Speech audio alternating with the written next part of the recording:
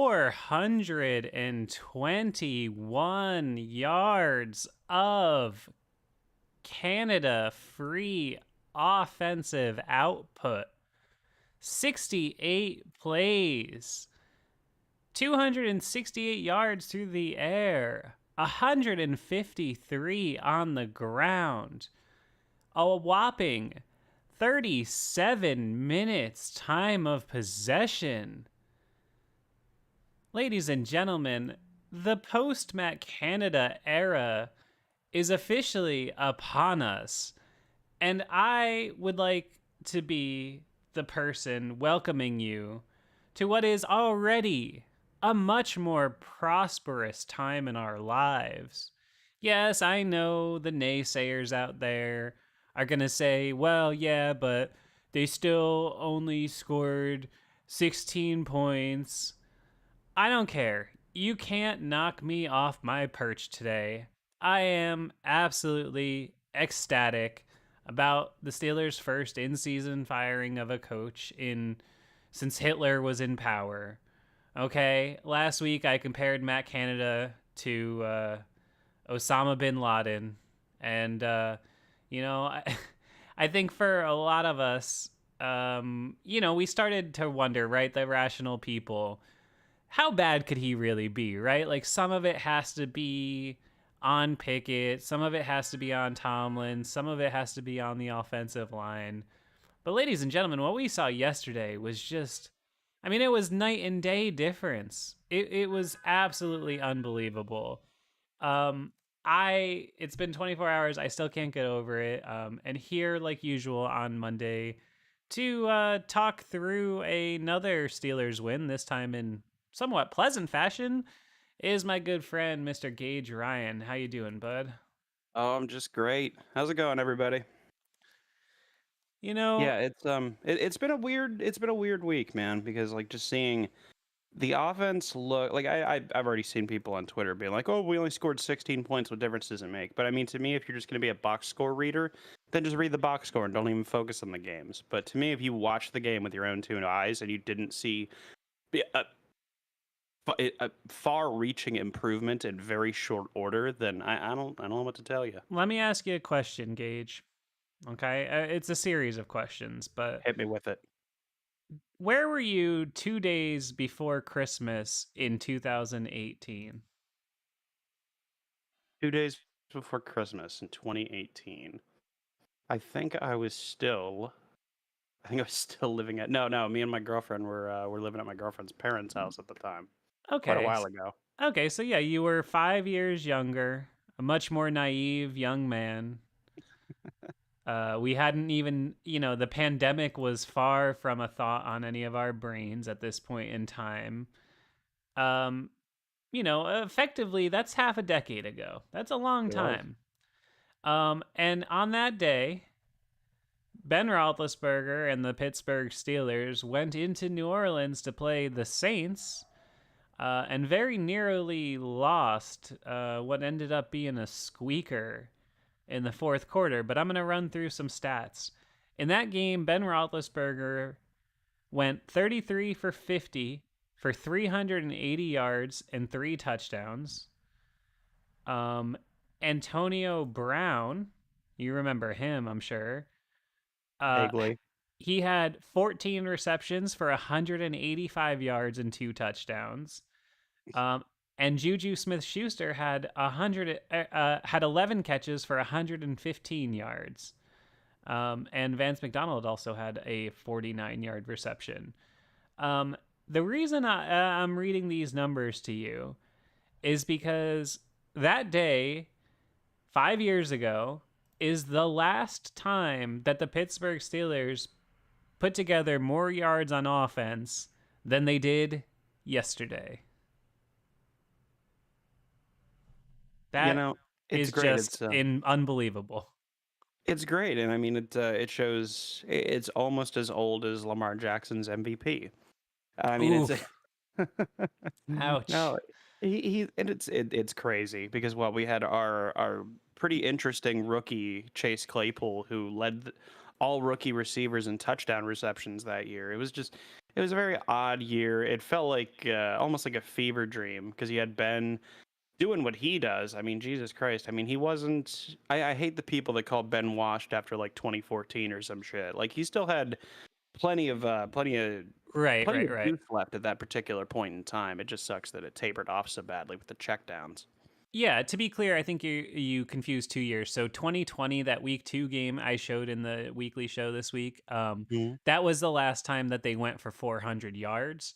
Mm-hmm. However, that Saints game in 18, before Claypool was here, that was the last time they had more yards than yesterday. So, Oh, I think I misheard you. no, no, Oh, no, it's okay. all good. It's all good. But I'm just saying it's even longer ago. Yeah, 2020, I put that clip in, and I don't know about you guys, but that clip I put in, which was the opener from week 2 of season 2 of 5 Star.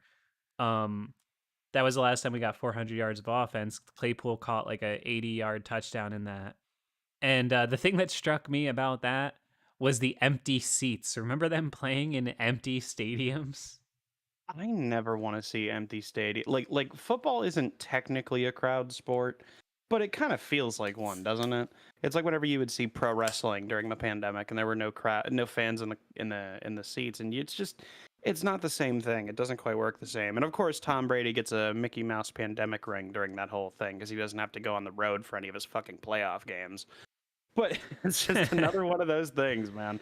But Listen, yeah, listen. I know I'm with you. I thought that the pandemic. I've said this before.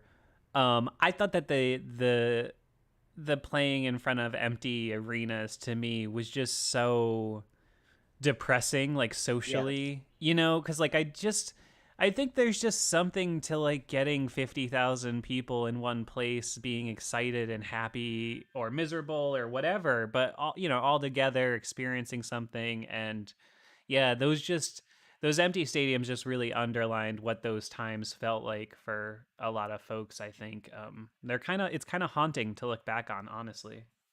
I think Urinating Tree was talking about the crowds you find in stadiums once, and he said, "Will we have Philly happily rioting in the streets or Philly angrily rioting in the streets?" Yeah, It's just, I think there's something to that though, where like again, it's not necessarily a crowd sport, but it definitely has a crowd element to it. Like like I'll compare it again, but like wrestling during the pandemic was terrible. I thought that MMA fighting like took on a different kind of role of its own with no crowds because the knockouts were so much more defined. You could hear sure. you could hear every single punch. Like you had now I'm going off on a bit of a tangent here, but the hardest puncher in the world, Francis Ngannou, got a knockout during the pandemic, and I still hear it to this day whenever I watch some of this shit. Sure. It's it transforms sports. It transformed kind of the way that we view entertainment in a lot of ways. Because I know a lot of people that don't even.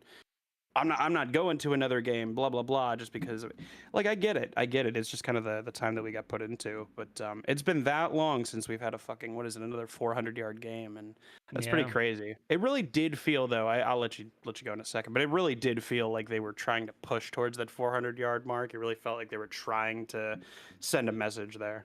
It really did. You and I were talking about this briefly before we got on the air, but like every quarter, it was like they were shooting to get 100 yards per quarter.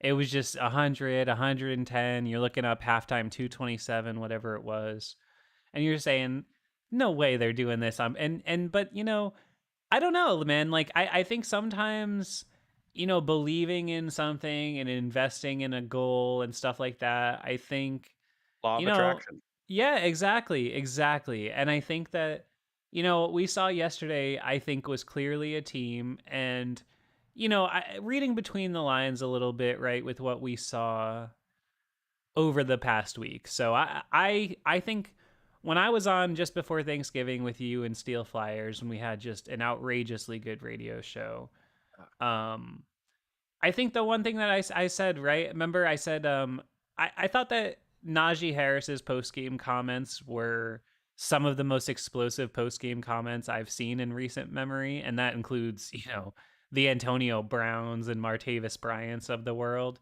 And I think that it rung really, it really reverberated throughout the franchise. And him and Diontae obviously expressing his frustrations, apparently boiling over into a little tiff with Minka.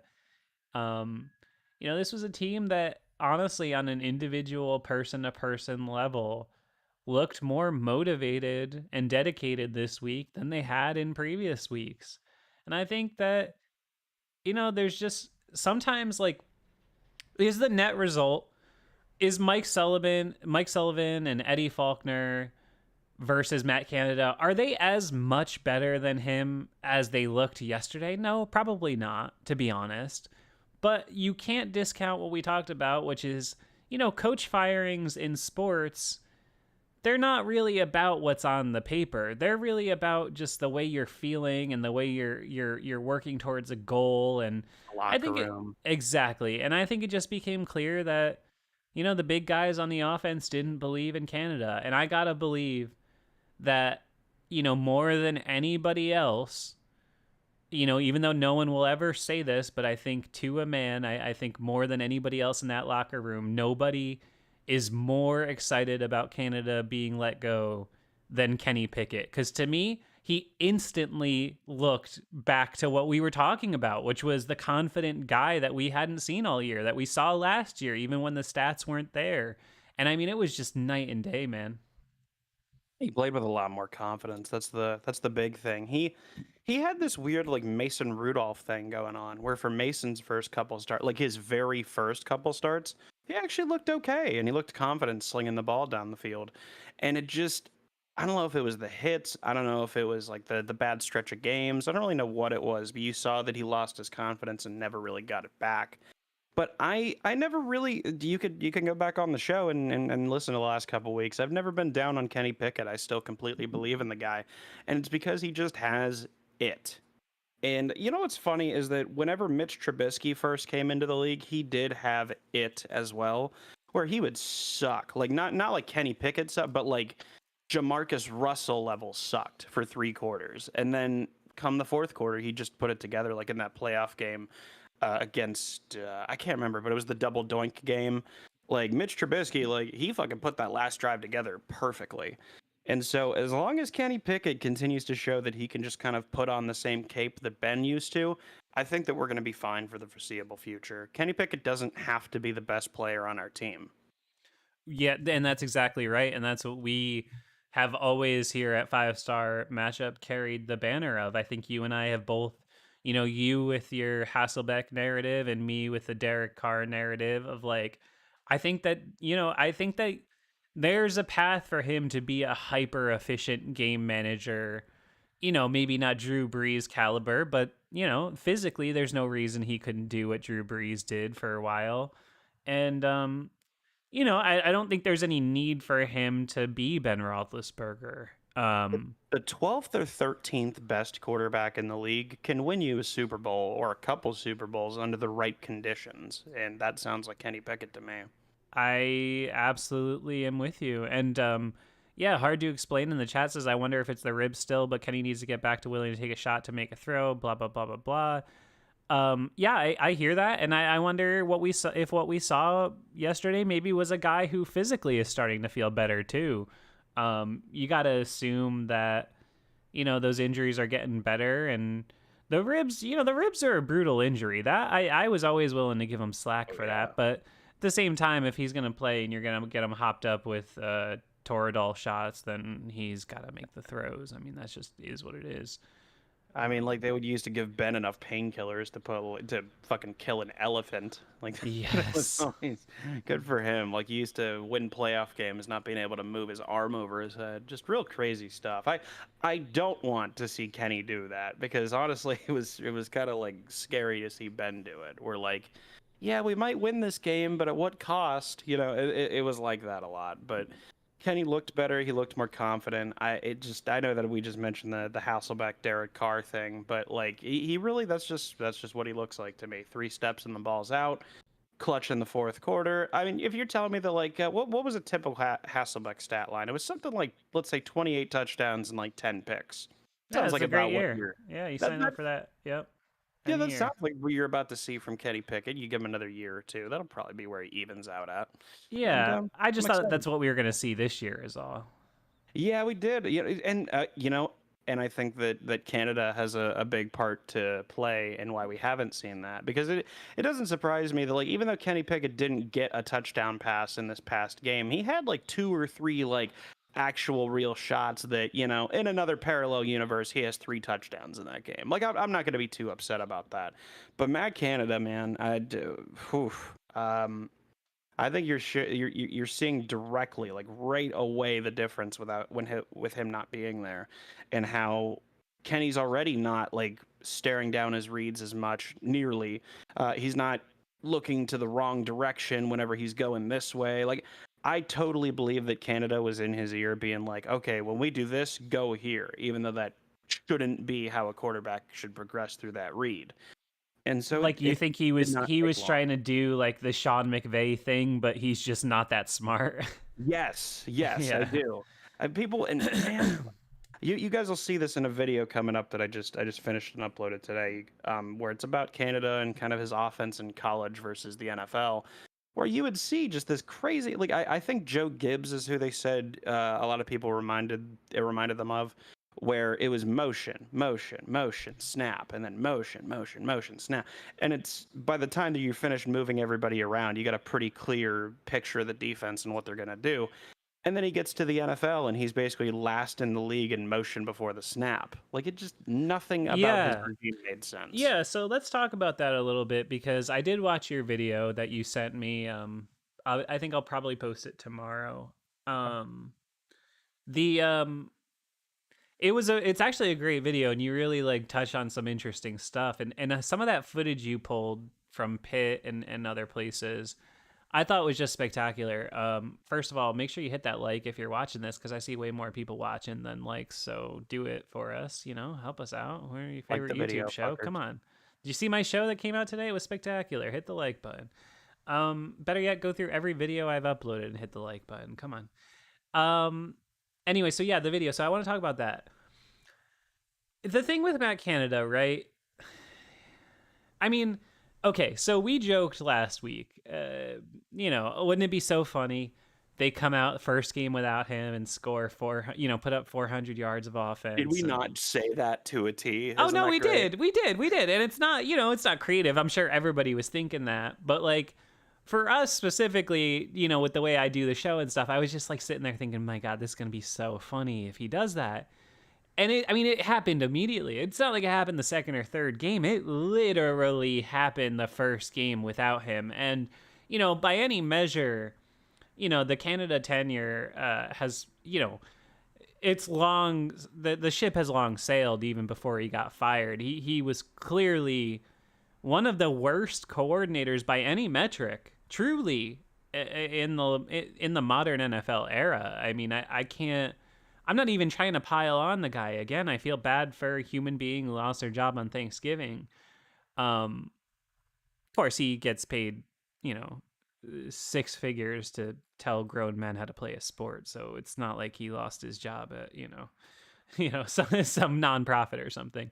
But still, I feel bad for the guy. And obviously, he tried hard, and I wish him well as a human. But any way you look at it, I mean, they had the second longest streak without getting 400 yards in the last 30 years. I mean, no matter how you look at it, their offensive output, such that we've gone over so many times, was just so putrid. And one thing I want to ask you, this is what's been ruminating in my mind, and I'll ask the people in the audience too. Is it possible that you can be a great play designer and just a horseshit play caller? Like, is that a thing? Starting to believe it, yeah.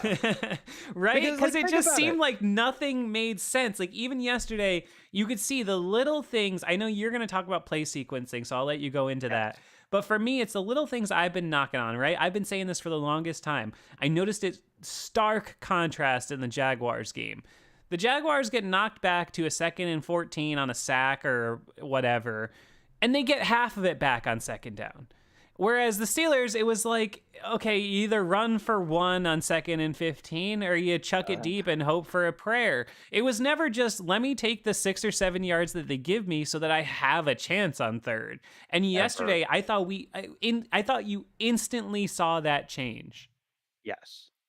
And I mean, you saw Pat Freiermuth was a great job at like stitching together, I think, those first downs on crucial possessions. You saw it on 3rd and 14. I think he had 2 big third down completions Pat did by himself. He also had a couple different ones where he was where we were in 2nd and 14. We didn't get to that area very often, thankfully. We did a pretty good job of staying ahead of down and distance. But when we did do that, Freiermuth was the guy getting us 7 or 8 yards to give us a more manageable third down. And it was just, how long have we been screaming on the show about that kind of shit? And then it was just, you know, I know how many times have I said it, so I'll just say it abbreviatedly. But like split zone runs and play action Yankee concepts work. Like virtually every fucking team does them nowadays. I mean, it's basically the meta of the NFL. And so the fact that like, well, what problem does that leave? Well, they didn't have good tackles, and then they finally put Broderick Jones in, and now the run game works. It's crazy how that works when you put good players in positions to succeed. But but it was also just that the sequencing of plays where just nothing ever seemed to flow correctly. That's why I thought that the sideline thing was actually relatively interesting. Because again, was he much better on the sideline? No. But 17 points in the first 3 possessions was immaculate compared to what we were doing before.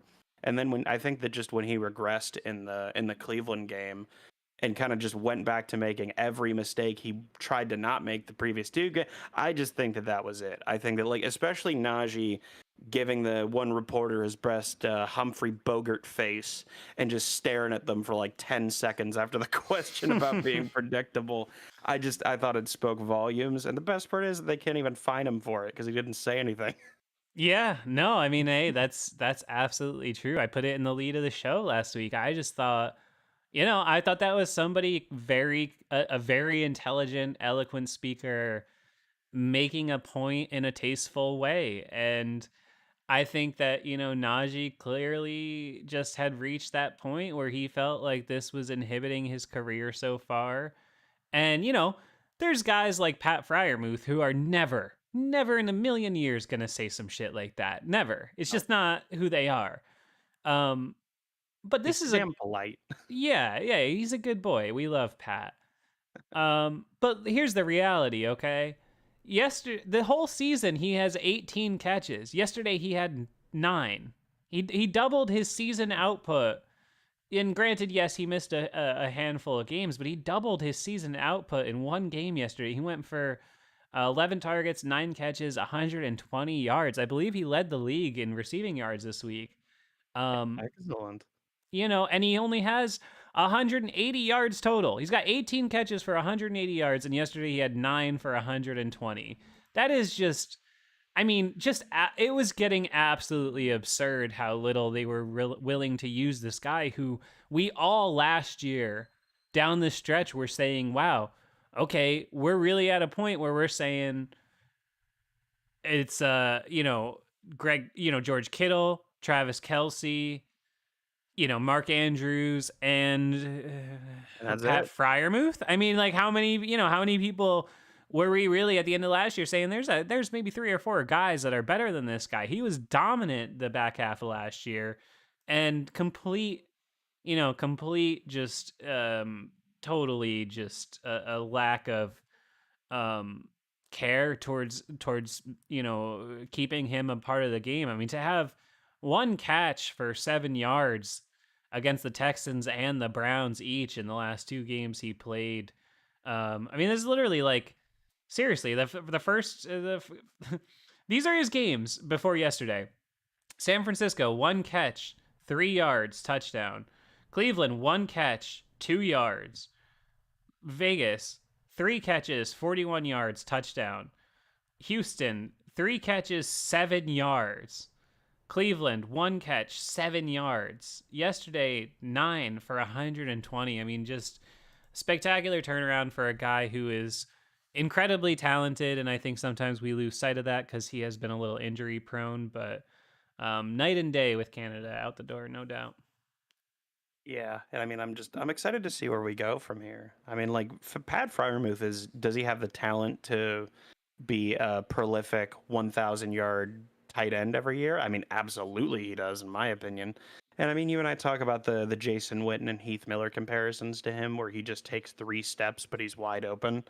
I Sure. love that. It kind of just cracks me up when I see it, because you see all these guys that work so damn hard on being as athletic and elusive and fast as they possibly can, and then you have Jason Witten that's like, oh, okay, I'm just gonna like walk over here casually, and I'll be open by like 20 yards over here. So I love Pat, and I'm really excited to see that he finally got that one game to kind of start building his confidence more. Excuse me. And I think that if you keep him, I want to see. This might sound strange, but I hope people get what I mean. I would be totally content with Pat Freiermuth being the number one wide receiver on the team. Like, does that sound ridiculous at all? Like, if you had him, if we were just like a straight up tight end and running back offense, that doesn't bother me in the least. It'll probably bother Deontay Johnson, but God, what doesn't at this point? And like, Yeah. I'm excited to see where he goes. Yeah, no, I hear that. I think that like yeah, that I mean he is very talented and there I could see where you're getting at there where the Steelers running something, more akin to like what the Ravens run, but I don't ever think that that's how they're going to, swing their offense, but he is definitely more deserving of, targets than what he's gotten. But the reality is that this is the thing nobody talks about, but they just they haven't maintained possessions and they haven't maintained drives on a frequent enough basis. And yesterday, this is all the difference in the yardage. It really is. You're not going to score. The Chiefs, the Eagles, the Bills, they don't score every possession. But there's a difference between there's a huge difference even between running 3 plays and running 6 plays. It matters. You're Yeah. talking about 2 more minutes off the clock. You're talking about 3 less snaps your defense had to take. You're talking about an exchange of field position. Um, Sounds like and Bill Cowher philosophy. no, but it's just basic football. If you possess No, the it's ball true. It's true. more, you're gonna be in an advantageous position, and that's why the Steelers, 2-1 basically in time of possession yesterday, and that's how you get Pat Freiermuth 9 catches. That's how you get Deontay Johnson 4 catches. That's how you get guys touches. Because Kenny Pickett completed 24 passes yesterday for 278 yards. There's finally more than enough corn on the plate for everybody to share. When you're only going to have one drive a game, nobody's stats are going to look spectacular. I was so tired, and I say this with love because Presley has been one of the best punters, I think, probably in the league this year. Is that a hot take? Look at him. A He's little been pretty fucking inconsistent for good. my taste. A little A little inconsistent. bit. Like he's had what, 3 bad punts all year, 4 bad punts. I'll take that compared to where he was. You know what I mean? Yeah, yeah. I mean, But I fair. was so tired of seeing him, and I say that with love because he's been good this year. But I was so goddamn tired of seeing our punter on the field every 30 seconds of real game clock. You know what I mean? I was tired of it, and God, it kind of goes back to the point that I mentioned earlier, and that I've kind of been mentioning for a long time now with Canada, is that it's been the play sequencing and not the plays called themselves, because split zone and Yankee, they work, and you saw that in that game, and you saw that when you get the tight ends involved, and whenever you actually keep possession of the.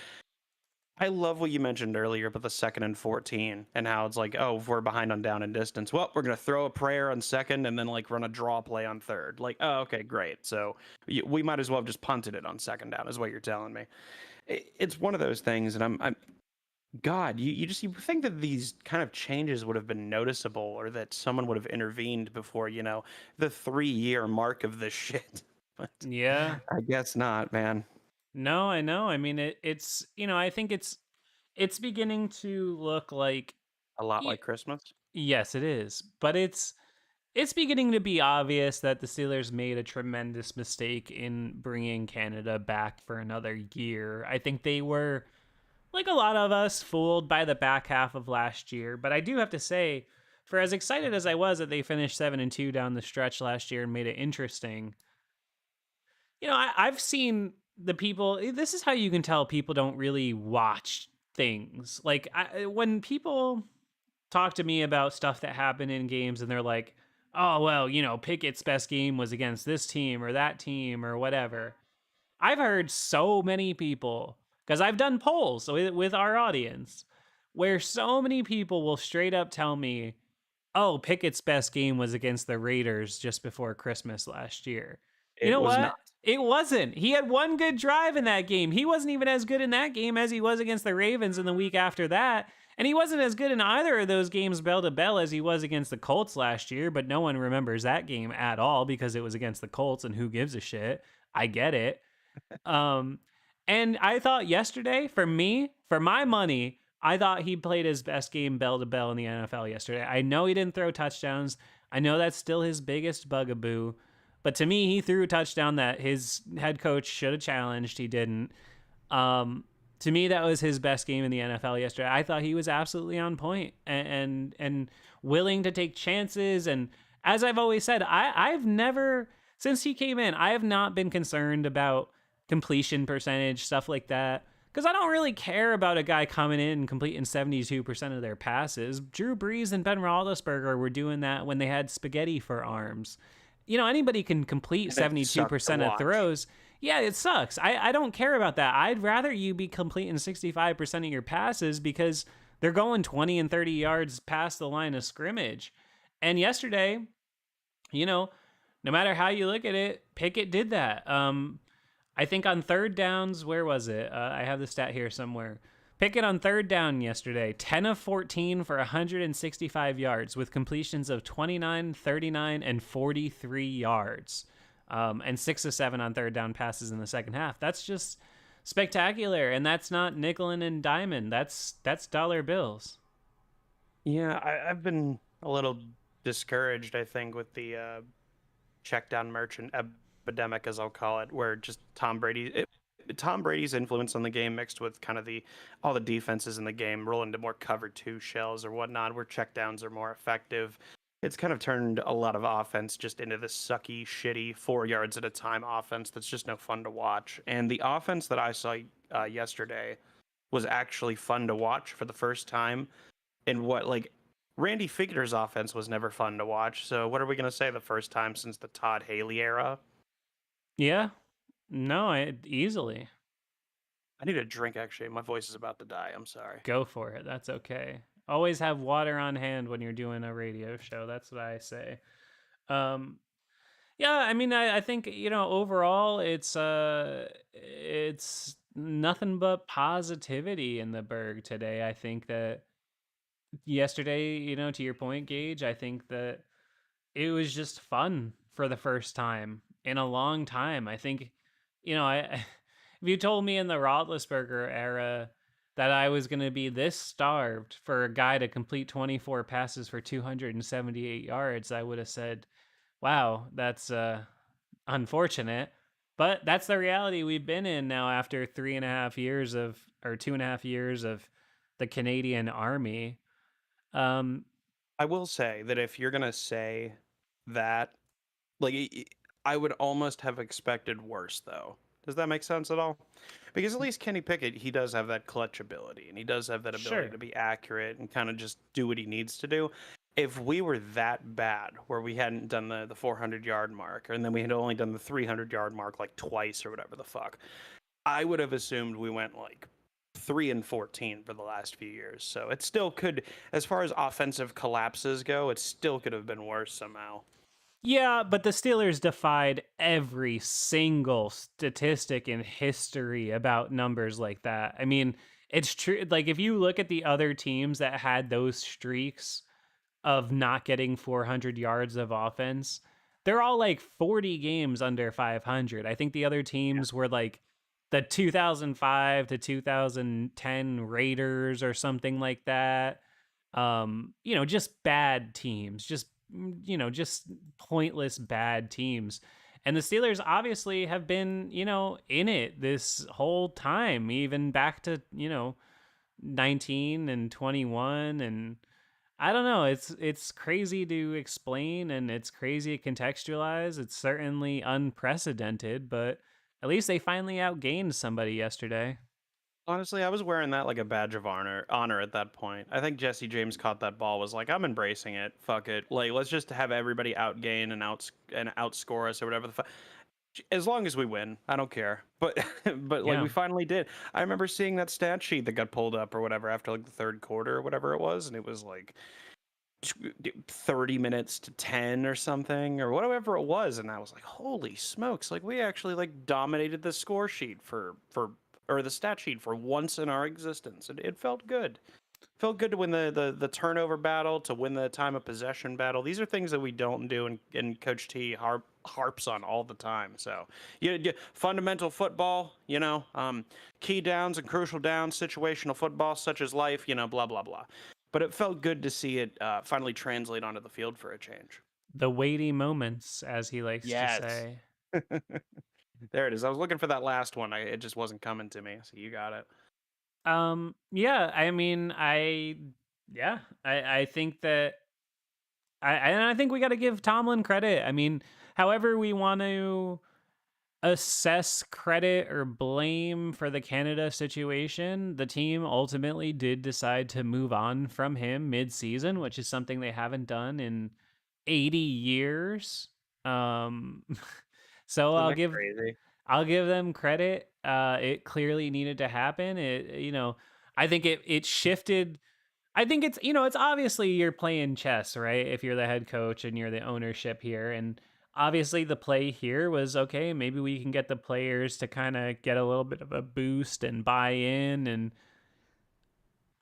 for one day at least, it really looked like a strong improvement. And, everything you hear the guys saying after the game was just preparation felt different, and this thing felt different, and that thing felt different. And yeah, I'll just be honest. My read of the situation is I don't think any of this would have happened if Kenny Pickett and Mike Tomlin didn't have a conversation, whose ultimate result was I don't really like Matt Canada as offensive coordinator. That's what I honestly, truthfully believe. I think Matt Canada I think Pickett knew that he was not putting him in the best position to succeed, leading to his, potentially all-time worst touchdown percentage. And I think that the guys all believe in Pickett because they see what he does with his arm in practice, and they see his preparation and his energy and his effort. And shout out famous 5-star sirens. But yeah, I think Pickett more than anyone probably was just done with this, and good on the team for moving forward. It's so confusing to me, man. Like, this is an offense that I think I even said it back when we first heard that Matt Canada was going to be the new OC, where I was expecting this offense to lead the league or be close to it in motions. Like, if you, again, like, you guys what will the see hell in that happened to video. that? I have no idea. Like, that's the thing is, like, do you remember whenever I was telling you, like, we did a lot of, for those that don't know, we did a lot of talking about Matt Canada as OC, like, kind of behind the scenes and a lot of DMing and whatnot. I was sending you, Steve, I don't know if you remember, I was sending you clips of, like, them motioning 1, 2, and then, like, the entire line just turns. And it's just very odd and unusual things. I expected us to, like, lead the league or be close to it in motion. I expected at least something along those lines. And instead, we just kind of got a somewhat different offense to Randy Finkner, and basically all the same issues as before. And I don't understand, man. Like, we were basically last in the league in motion from Mr. Motion. I know. It's unbelievable. And I mean, what can we say over these 2.5 years in retrospect that you really saw that you felt like, okay, that's creative for an NFL offense? Yeah. Like what? That Derek Watt touchdown pass? Was it, or did somebody throw? See, I can't even remember. That's how not memorable it was. Did Chase Claypool throw a touchdown to Derek Watt or something? Yeah, Chase Claypool threw the touchdown. They did a jet sweep, of course. They did a jet sweep to Claypool, and he threw the touchdown pass to Derek. That was cool. And that was their only touchdown of that game, if I remember correctly. Yeah, we got fucking mauled by the Eagles in that game, but yeah. Like, there were a couple of those moments, and then he would have, like, those motions that I was just mentioning, he would have, like, one of those moments, like, per game or per couple games. It really felt. I wonder if Mike T or Art or whoever like sat him down and said, "Listen, young man, we have a certain way of doing things here. We're not going to be doing all these complex things like motions and such. We don't concern ourselves with minutia." I wonder what the thought process was because it was very clearly not as advertised. And I mean, I'm sure part of that is just Matt Canada's not a professional league caliber coach. Yeah, you know what it is? I when you like okay, so you know how like say a new fighting game comes out, right? New Mortal Kombat just came out, right? Your friends want to play it. But you play a lot of Street Fighter. So you play a lot of fighting games. Your friend doesn't play a lot of fighting games. You both sit down to play the new Mortal Kombat and he kicks your ass. And you're frustrated because you're like, I play these games all the time. But the thing is, you've got really good at playing Street Fighter. You didn't get good at playing fighting games in general. And I think maybe what's possible here with Matt Canada, everybody says he was hyper analytical and really smart and all this stuff. And I think he came in with the absolute best of intentions. And I think that things didn't work the way he anticipated them working on this level because you can't beat guys with athleticism unless you have Tyreek Hill or Antonio Brown. For the most part, everybody can keep up with your guys. You're not fooling guys at this level. And then I think that kind of folded in on itself and he said, okay, what's the counter to this? And then that kind of folded in on itself and it said, okay, this isn't working, so now we're going to do this. And then I think what happened was by the middle point of this season, there were just so few things that were working consistently for him that he just kept spamming the Hadouken, and forgetting that he was playing Mortal Kombat. And I just, I just think he just didn't. I just think he wasn't cut out for this game. That's, I think, just the reality. And I think maybe you're, I don't know enough about play design to say whether someone's good or whether someone's bad, but I will say that they were playing with the same playbook yesterday and it looked like a completely different team. So I think that adds credence to the fact that you can be a good playbook designer and you can be a good schematic guy, but that just does not mean you're going to be good at situational football. And that's why that job is kind of getting split up to a couple different people. I mean, how many teams nowadays have like, I don't know, it's like offensive coordinator and then like offensive assistant and then like play calling coach or what, like they're splitting it up. It's a little bit different than kind of the days of Wizenhunt where he was just kind of doing everything. And like those plays that he would draw up, those cool little gadgets that people are talking about in the chat, he would draw those up and he would implement those into the game plan and he'd be the one calling plays. It feels like we're dividing that job a bit, and like how San Francisco has Kyle Shanahan likely calling the plays. They have an offensive coordinator. They have a passing game coordinator and a running game coordinator, if I'm not mistaken. So, I mean, they're really far ahead of the curve on that one. So it's becoming just a different point in the league where maybe you're not having one guy.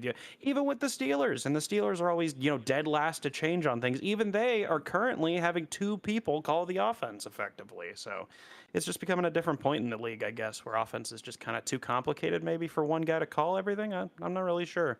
No, I think you're right. And I think that's, something that's an underrated element here, considering, we'll see how this all works out, obviously. But I think it's an underrated element of what Tomlin did with the change, which is splitting the duties between two motivated individuals, one of which has called plays in the NFL before, and one of which is the guy that Mike has earmarked clearly to be sort of leading the meetings and the organization and all that kind of stuff.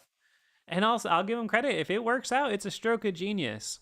Yeah. Because I think you could see Faulkner is like the vibe guy, and I think you can see that Sullivan is maybe a little bit more of like the guy. He's just done it. He was calling plays for Eli Manning. Say what you want about Eli Manning and the Giants, like there's still a level of professionalism involved with calling plays into Eli Manning's headset. You know what I mean? It's a Manning. Like there's, you're still you're capable if you have done that job. And so I think that that's a good thing, and I think that he can lean on his experience while Faulkner can continue to lead the guys in the rooms and help keep the Pickens of the world, help keep their head on their shoulders and whatnot. Um, I feel really positive about it, and I love what you said about run game and pass game coordinators. It is so loud outside my house right now. It's driving me insane as I'm about to make a really nice point, but it's insane. It's ridiculous right now. Actually, it's like there's like sirens from like 3 directions, honking horns. I don't know how much is picking up on the mics, but A little bit, like you could tell that they are like it feels like they're actively trying to sabotage the show right now. it's very annoying. Yeah, the run game and pass game coordinator, it's getting loud. I'm gonna fucking I'm going nuts. Oh my god, it's so loud. It's crazy.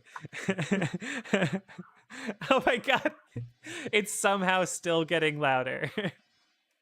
I think that so like the pass game, like someone in the comments was like, "Hey, who's San Francisco's pass game and run game corner?" I don't remember who they are offhand. Wait, I'm sorry. It's just I just have to show this. It's the loudest it's ever been in the history of the 5-star studio. Go ahead. But no, okay, that's what I was gonna say. Run game and pass game coordinators. I hope that they're smart enough to, no matter how the season goes, to bring in an innovative young offensive coordinator. But why not keep Sullivan and Faulkner as run and pass game coordinators if they prove competent? I think that would build continuity with the young kids and help mitigate some of that unfamiliarity that would be a clean sweep. Yeah, I think a clean sweep isn't really what you want here. I think that Mike McDaniel, if I'm not mistaken, was the run game coordinator in San Fran before he got the Miami job. I'm pretty sure. So they definitely split that job into a couple different positions rather than just one or two. And yeah, I think that the Steelers would be wise to follow suit, especially if they decide to stick with the Shanahan philosophy offense. I mean, obviously, Matt Canada is 1% of what Sean McVay or Kyle Shanahan are, but they have similar based offenses where it's split zone and Yankee. And I mean, like, on top of that, we were talking about earlier about, like, what the problems of the offense had. And I think a big problem is that they weren't stressing the middle of the field. Even Brett Coleman in his video talked about that extensively.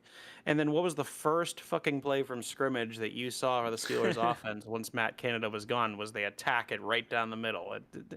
It's just crazy. It's just crazy. I'm excited though. It would be good for what do you say, that Sullivan to maybe be pass game coordinator, have Eddie be run game coordinator because he's already the running backs coach and he's done so well with Jaylen Warren and Najee, and then the young innovative OC was supposed to be Matt Canada, but we see how that worked out.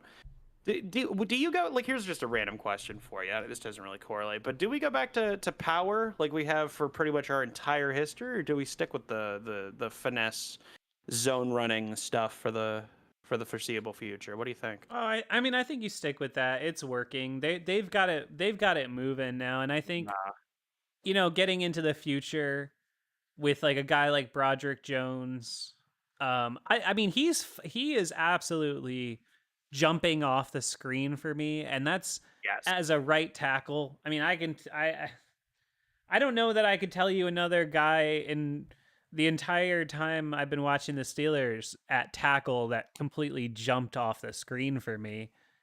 And he's just doing it on he just looks like he's going to be phenomenal. Granted, I thought that about Kevin Dotson, and I think that he's proving right now that the Steelers failed him way more than he failed them. Yes. He's still, I think, the Pro Football Focus #1 rated guard in the league. Say what you want about Pro Football Focus, to be rated #1, it means something. You must be playing pretty good. Yeah. And so, yeah, I think they failed him, but there's not been many tackles that pop off the screen, and I gotta say, Project Jones really has. So I think you lean into that for the running game, but I think you gotta bring in somebody who knows how to coordinate a real pass game in the NFL. I like this McVay disciple world. I just think enough good has come from that it's clear that you should be investing in that. And you're the Pittsburgh Steelers, man. That's the other thing. Why are you not an attractive position? You're the most stable franchise. You're not going to have like a 3-13 season no matter how bad you do. Look, Matt Canada was maybe the worst coordinator in the modern NFL history, and he got 3 seasons, and they were in the playoffs 2 of those years. So, you know, I think it's a appealing position under Mike Tomlin. You know, you got a young offense with a lot of potential. Why can't you swing for the fences with that hire? Get somebody that matters.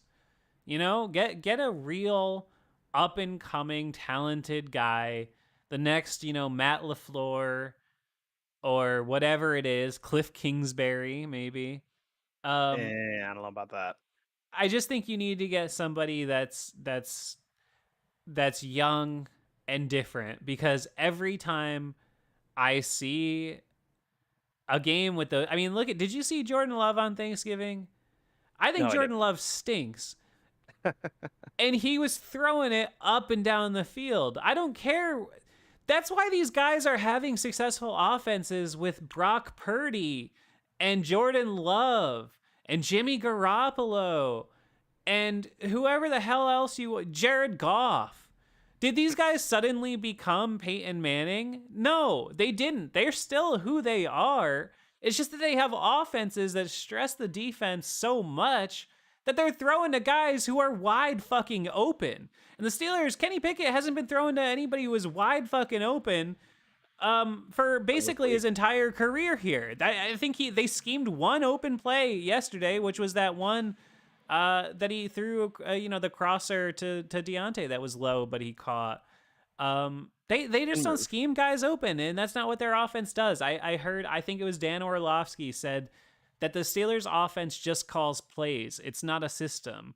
And I think that that's the biggest failure of Canada overall. And I just think that they need somebody that's younger. And you can keep the older assistants. I have no problem with that. But they need somebody who's going to think more innovatively about offense, because they can't just keep doing this. I'm tired of it, man. I need to see some points. Yesterday was the most excited I was to do an actual episode of this show since Ben was still here, except for when Pickett came in, but even that was a loss. So at least it was fun. There was 20-yard passes. Is that too much to ask? Yeah, I mean, at least we saw something more than a 3-yard out route on 3rd and 18.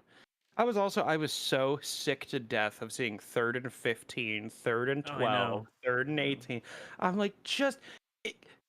I would kill for a 3rd and 7 right now. It's just outrageous, man. And now here, actually, I'm going to ask you a question about a guy who you mentioned on Twitter, and I know we've talked about it briefly before. You said young and innovative, and he's not young, but he is innovative. What do you think about Frank Reich as our new OC?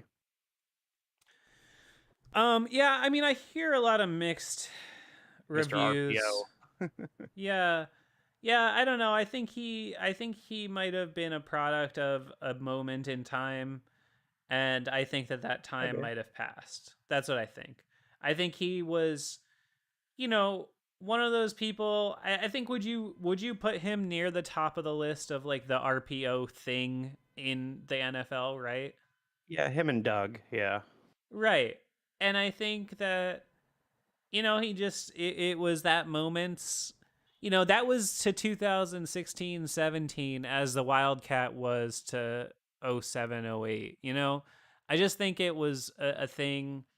And I wouldn't have any problem bringing him in on the staff, because I think that you can always use more guys like that. I thought, like we all do, I think, that that the Brian Flores, hiring was tremendously beneficial. I think we all loved him, and most of us would have rather seen him stick around as DC, but we knew that wasn't what was going to happen.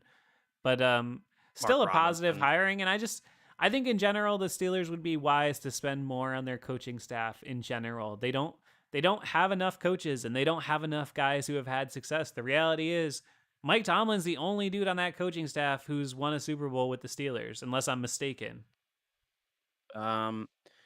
Generally speaking, you're probably right. I'm sure that there's probably I don't know, a fullbacks coach that we have that's been here. Yeah, I mean strength and conditioning. I don't mean to disregard those guys, but I'm saying the top level coordinators and all that. The reality is I think Mike Sullivan, who's calling the plays now, I think he has a Super Bowl ring, or maybe 2 with the Giants from the Eli Manning years. So at least he's got something to his name. But I think The Steelers have to stop coasting on what they perceive to be their organizational success, because the reality is in the last decade they haven't really been that successful. No, they haven't. We have 2 Super Bowls since 1979. That's just kind of the reality of the situation. And I mean, at least with Bill Cowher, a lot of people give Cowher shit, but at least that dude was like perpetually in the AFC Championship game and didn't lose to Tim Tebow. But like, I'll be interested to see who our OC. I did want to circle back to the OC talk because I see some people talking about it in the chat and whatnot, and like someone who mentions like Cliff Kingsbury, and just no, I can't see Cliff Kingsbury ever being in the Pittsburgh. For one, I think it's a huge like conflict of philosophy. But it's also like, man, when has Cliff Kingsbury ever coached a team and not had them collapse the back part of the year? Like, I genuinely will hold that up to you. I want you to find me a year where that didn't happen. I'm just trying to think of like who would be some good OC candidates, and I don't really know who's out there. I wonder if I could find a list for it somewhere. Yeah, I'm But sure there's some listicles of like, you know, um potential. I think I read one the other day, but yeah, I mean I agree. Kingsbury underwhelms. I mean, even in his stint with the Cardinals, you're right. 19 they were 5-10-1, 20 they were 8-8, 21 they were 11-6, and 22 they're 4-13. So 28-37 as a head coach. They did have that nice run in 20 with James Conner and or was that before the year before James Conner got there? No, no, 21. Yeah. he 21. did a Yeah. good job bringing James back from the dead. Yeah. That was good Yeah, of that him. was James Conner and Kyler Murray, and they did look good, but you're right, to your point, they collapsed. I think if I'm not mistaken, they were 8 or 9-0 that year, and yeah, they started 10-2 and finished 11-6, so that's not very good. Absolutely fell apart and then got destroyed in the playoffs. Yeah, I know there's a lot of love for Byron Leftwich and stuff like that, and I not generally be opposed to something like that, Wasn't but he a bad OC though? Like, I've heard from people say that like it wasn't when he was in Tampa or whatever that he was like not good at calling plays. yeah, I mean they threw it a lot, but I can't say. I mean, I think they had a bad year last year after Brady retired. Was last year the first year without Brady, or I can't No, remember. this is the first year without Brady. Oh right, were they not good And last year? I don't remember. the Bucks. Yeah. Yeah, no, they sucked. They were awful. Okay. Kind of what Yeah. happens whenever Brady doesn't have Gronk. Yeah, I'm just looking up Leftwich to see if I can. I'm looking around for like for OCs and whatnot. I'm trying to find like some kind of list and just nothing's popping up. Yeah, well, I mean, obviously, the one I think that would be really interesting, and I think this would be kind of in just for multiple reasons a possibility. Hit me with it. How about Eric Bieniemy? No, think about it. Think about it. Rivera's gonna get fired. Has to, Oh right? yeah. I mean, that's new ownership. It's another do nothing year. They're gonna look at the young quarterback and say, he's putting up numbers. He's got ability. They're gonna fire Ron Rivera, because the thing is that's brutal about this league now is they give you no slack on what your roster is. Like, that team traded away so many of their best defensive players. They used to have a good defense. Remember, Washington had good defense the last couple of years. Yeah, They what the traded hell happened? they traded away Chase Young. They traded away this guy. They traded that guy. And they fired Jack Del Rio, their defensive coordinator. I mean, that kind of sucks. You're going to tell me you're going to trade my best players and then you're going to fire me because the defense stinks? So clearly there's no loyalty. And, Bieniemy made that sidestep to Washington for a year from Kansas City, I think because he wanted to prove he was worthy of more credit, because I think people never really gave him credit when he was working with Andy Reid. I think that would be a really interesting possibility if they clear house in Washington. With Ron specifically, before we go off on Bieniemy for a minute, like Ron was another guy that goodness gracious, that I'm losing my train of thought here. Ron Rivera, Riverboat yeah. Ron. Yeah, Riverboat Ron got his name because, sneaking it from like the opponent's 30-yard line on 4th and inches was seen as like risky back in like 2010. It was. Yeah, Ron, like he's not a bad coach, but he did kind of, fuck up Super Cam and kind of hasn't done anything since Super Cam. Like I wouldn't surprise me if they fired him. Oh, now I remember is that Riverboat Ron is kind of having a year a little bit akin to Marty Schottenheimer's last year in Cleveland, where it's like we lost our. I think they lost their quarterback too at one point, didn't they? I know that Sam was. I think he went down at one point, but Sure.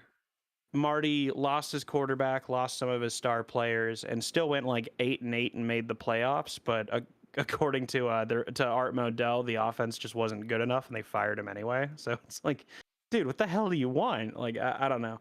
But as far as Eric Bieniemy goes, I mean, I love hearing from players that he's like stern or he's like a little hard to work with sometimes. Because honestly, I'm tired of the.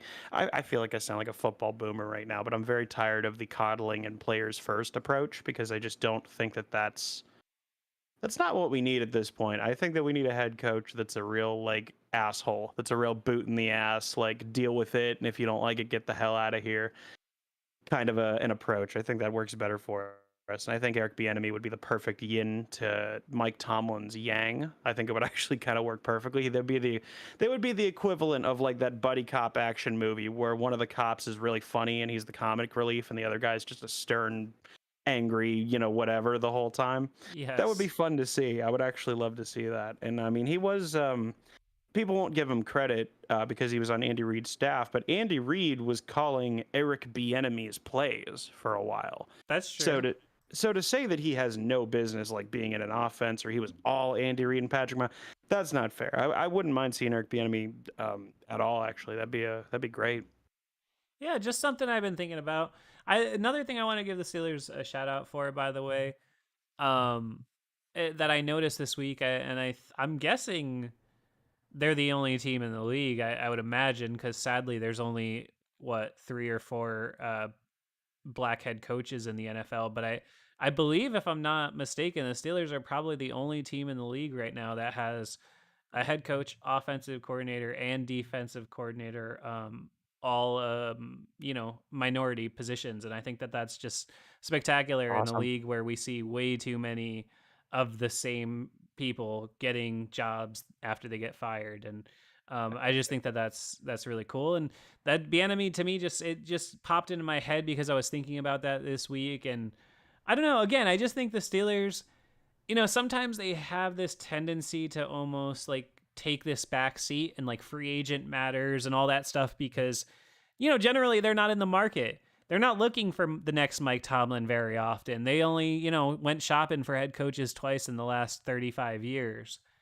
Coordinators, same. They don't fire guys. They mostly promote from within, all that kind of stuff. So I think just for once, if they're on the open market, they should look at themselves as an attractive position. Most of their offense is young.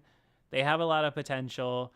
And they're the Pittsburgh Steelers. You're not going to get fired. Like, you're going to get the job and you're going to keep it. So I think they would behoove themselves to really put themselves out there on the open market and take some chances, Yeah, but when do we take chances? That's just not who we are. If I were to guess, if I were to roll the dice on it, I would say that probably Mike will get promoted to OC. And I don't think that's necessarily bad. I actually feel a little better about that after seeing his play calling in this past game than I would have before. And if we keep the playbook I don't actually think is going to change a super amount. I mean, especially that you and I were just talking about like how much better the run game is, and like, do you really want to break that up and like go to a totally different concept and start from scratch? Probably not. Excuse me. Not that I think that Najee and Jaylen wouldn't work well in a power kind of based system, but I mean, listen, why change what works? If I could use a Tomlinism. But I would love to see some different stuff out of the passing game because it feels like there's so much meat being left on the bone. And I keep mentioning that I feel like Kenny Pickett isn't going to be a guy that's going to give you massive counting stats, but he's a guy who I think is going to thrive on efficiency. And I think Bieniemy would be a guy who could absolutely bring that out of him.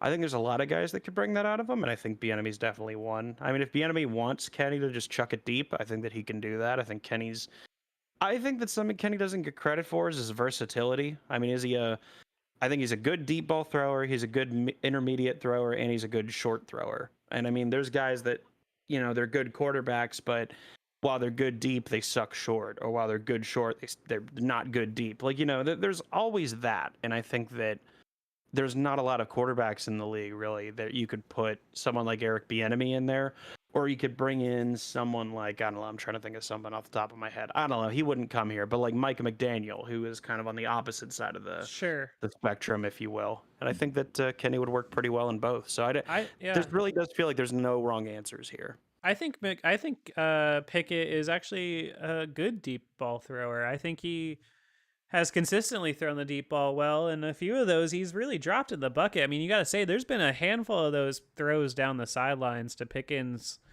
and Diontae this season that were just, impressive. I mean, two of them yesterday, one each to Pickens and Diontae that were just dropped in the bucket. He can throw the ball. I've never had any concern about his physical ability. My concern is, his pocket presence and timing and ability to read, all that kind of stuff. But I've never worried about his physical ability whatsoever. No, but I mean, there was some element of that I was kind of, when he came in, we were kind of like, okay, but can he throw deep? And then you learn pretty quickly that, like, even under pressure, he can uncork a pretty decent deep ball. Yeah. And so, but I think a lot of that, though, like I've always said, I think a lot of that is just stigma. You get stigmatized because, oh, he's got small hands. So then, like, people, that becomes like, oh, he's like weak and he's got a noodle arm and all that kind of stuff. And I just don't think any of it was ever true. It was just perception. Yeah. And I mean, whenever you saw those couple losses early on, it gave people that were detractors a lot of ammo, which, like, if you notice, I didn't, like, I joked around about it on Twitter. I was like, see, told you Kenny wasn't the problem. But, like, honestly, if we would have lost that game and only scored 16 points, I'd have been up here and I still would have been defending Kenny because I thought that he played really well in that game. But sometimes it's not about the points, and sometimes it's really just about, like, do you see progress here? And, like, you're definitely seeing progress with Kenny in pretty short order. And, like, I don't know, man. I think he's a pretty damn good player. I don't think that he's nearly reached his potential yet. Like, is he going to reach that Drew Brees, like, cutthroatly efficient kind of pocket passer? Probably not. Again, I did the Hasselbeck or Derek Carr comparisons. I think are pretty close to it. And I don't know. You can win a Super Bowl with those kind of guys. Maybe not Derek Carr in particular because he always self-destructs in crunch time. But as you can clearly see, Kenny Pickett does the opposite in crunch time. That's when he plays his best. And so I think guys that play their best when the lights are the brightest are guys that you can almost always win Super Bowls with if you have a good roster to support them. Yeah, that's absolutely true. And, the reality is he like you said, he's good in those weighty moments. He's proven that. And he doesn't turn the ball over. I mean, that we have to start giving some credit. He set the record yesterday. I don't think anyone's really talked about this. 208 passes, no picks. Yeah, I mean, that's pretty impressive for a second-year guy, and no one will ever give him credit for that. But he hasn't thrown an interception since October 1st. I mean, it's almost December. One thing I do want to say, I want to give some credit to while we're here. Because we've just been talking on the same deal now.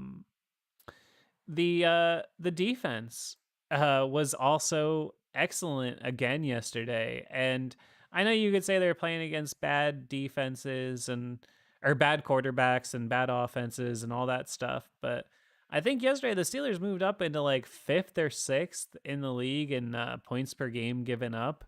And the reality is, you look back at their schedule, and this is a team that has given up, I think, on average now 15 or less. I think 15 points per game in their last 7 games. In 2023, that's pretty impressive defense. So even though the yards are still racking up for the opponents, they continue to hold their teams to low outputs. They really are a bend but don't break defense, aren't they? I think the you have very to call truest them that. sense of it, yeah. Like, because I am so confused. I feel like Cell from DBZ Abridged. I have so many questions. Because on one hand, like, you want to say, okay, well, we haven't given up a lot of points, and ultimately that's what matters. Like, a lot of Belichick's defense, well, not a lot of them, but some of Belichick's defenses even, and Belichick's one of the best defensive minds ever. And even him, like, he understood that it was red zone defense and third down defense. And I think we're kind of taking, God damn it, I hate bringing up that comparison that we're basically trying to clone the Patriots, but we kind of are low key. Even with our defense, we're like, No, when we I don't totally have the agree. talent. It's just, but did you know what I mean when I mentioned all those different scenarios? I like that's not a coincidence. I don't think. I think we really did take a lot from them. We even run the same Earhart Perkins kind of system, and people are mentioning that in the chat. So it's all about ball control. It's all about keeping time of possession, and we've been so horrible at that. So to see it actually kind of materialize on the field for a change and not have it come down to the last bit of it, etc. But Well, I and actually what about the whole defensive structure of a dominant cornerback, a la Darrell Revis, a la Stephon Gilmore, just taking away your opponent's best weapon? And suddenly, that's what Joey Porter Jr. is doing every single week. easy island. He's unbelievable, dude. He's spectacular. He continues to exceed expectations every week. He never gets burnt. Once in a while, they'll complete a pass at him, and even then, he's in the guy's hip pocket every single goddamn time. He has been spectacular from the gun. The man has shut down DeAndre Hopkins and Jamar Chase. Puka Nacua was the hottest receiver in the league. And Cooper Kupp. Well, no. Puka Nacua completed 12 catches against us in that game. But Cooper Kupp, who I think he was shadowing most of the time, had 0 or 1 catches. Yeah. It was crazy. And so we're doing what the fucking Patriots do. We're doing what the Patriots do. But now I remember what I was going to say earlier. But I don't know how to feel about Terrell Austin. Here's my point. Is I actually want your opinion on this, because on one hand, red zone defense and third down defense has been pretty solid. And we're keeping teams from getting in the fucking end zone. We're holding them to threes, and that's a huge factor. But at the same time, we're almost 32nd in run defense and pass defense. We hemorrhage yardage. Yeah, I know. But at the same time, we do have a lot of injuries on the defense. We have some no names in the secondary that are even contributing now. And it's but at the same time, defenses like the Bills lose guys like Matt Milano all the time, and yet they still put up pretty solid elite numbers. So, and then plus, I also like for our defenses to be a little more aggressive and blitz heavy, and it just seems like we sit back and zone D a lot. But at the same time, we also lead the league in turnovers. Do you see the issue I'm having here? Do you see all the back and forth I do with this? I don't know what to feel about Terrell Austin in the defense now. What do you think? Yeah, well, I have some takes on that. First and foremost, I don't think that. I think that it's really Mike Tomlin's defense, and so he's the person you should be talking to. But you saw it different. Come on, you can't say we've led the league in blitzing for the last number of years, and then as soon as Terrell Austin gets here, it was 20th in blitzing. Well, yeah, but I think this was doing something different. I think this was how Tomlin wanted to mold and shape the defense. Obviously, he saw what Terrell Austin was doing in Cincinnati because he was going up against them twice a year, and they consistently had defenses that weren't near the top of the league in statistics, but we all knew could change games with big plays. That's the reality. Those 15, 16 Bengals teams, we can shit on them all we want as Steelers fans, but they were dangerous teams. They were. They took the ball away. Dalton, people made it out like Dalton was some joke after he got old, but Dalton in his prime was a very, very capable quarterback in this league who had some great years, one of which, that playoff year, he was a borderline MVP candidate until he got hurt with 4 games to go. So that was a dangerous team, and I think he saw up close what they were doing, which was playing that bend but don't break style and, banking that eventually they would get turnovers with their playmakers. And yeah, I want to complain about it because when you're 32nd in the league in something, that sucks. But at the same time, when you're first in the league in turnover ratio and it's now 2/3 of the season have passed, it's a big enough sample size that you could say, well, it's got to be something you're doing too. So I don't know. I guess I don't really know about Terrell Austin. That's what I would say. They stop offenses by not stopping them until they stop them. Does that make sense? Yeah, it does. It's basically you're taking the philosophy of I'm going to bet that you and your quarterback are eventually going to make a mistake before I make a mistake. And, yesterday, to their credit, for as frustrating as it was as the Steelers were down at half in that game, I mean, realistically, the Bengals got that long kickoff return, which was kind of a fluky play. And then they had Yeah. that fluky catch and run that got tipped to Jamar Chase for 30 yards. And that was no skill. I mean, yeah, Jamar Chase took it and ran, but the Steelers made the play there. It just happened to bounce to, the best wide receiver in the game, and he ran with it. But I think they Jake shut him Browning down. They should have gave had up. Yeah, go ahead. no, sorry, they should have had like 4 interceptions on the day. Like it is what it is. It's just kind of the way that it bounced. I don't hold that against the defense, but realistically speaking, they probably left like 3 more interceptions on the table just from bad bounces and whatnot. Like it is what it is. Yeah, and if those two, those couple that got tipped don't get completed, then that turns out into a blowout yesterday.